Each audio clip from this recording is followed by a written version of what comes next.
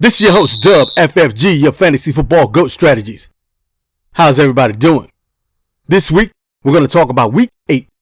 Let's get to it. When you look in the mirror, do you see a GOAT? Are you the best that fantasy football has to offer?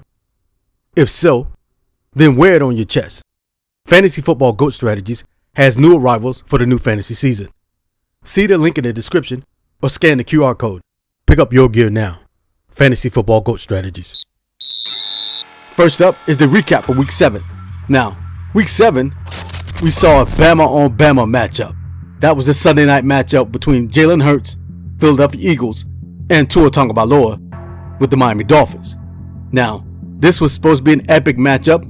It somewhat lived up to the hype. We expected a little bit more from Miami, but Philly did their thing on Sunday night, so could be a preview of something that may happen later and could not. But we definitely were quite entertained, but expecting a little bit more from Miami, and I think they're going to continue to grow and continue to build off of their shortcomings, and we should see them get more and more high-powered. Also in Week 8, the 49ers took another loss, and the Browns defense shines again. Though there were questionable calls in the Browns and the Colts game, the Browns defense still prevailed. So the Browns are making some noise. As for our picks from last week, there was a 70% success rate. That's great. That's awesome. That's where we want to be.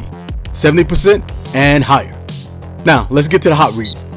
For Week 8, we're looking at Justin Herbert versus the Bears, Jahmyr Gibbs versus the Raiders, George Pickens versus the Jags, Jamar Chase versus the 49ers, Alvin Kamara versus the Colts, Jalen Waddle versus the Patriots, and Breece Hall versus the Giants. IDP and DST, looking at Quincy Williams versus the Giants, Micah Parsons versus the Rams, and the Eagles defense versus Washington. Here's a word from our sponsors. Question: is your NFL team winning the Super Bowl this season? If so, then you better get your new gear for the new season. NFL Shop is providing with your new favorite team's apparel this season.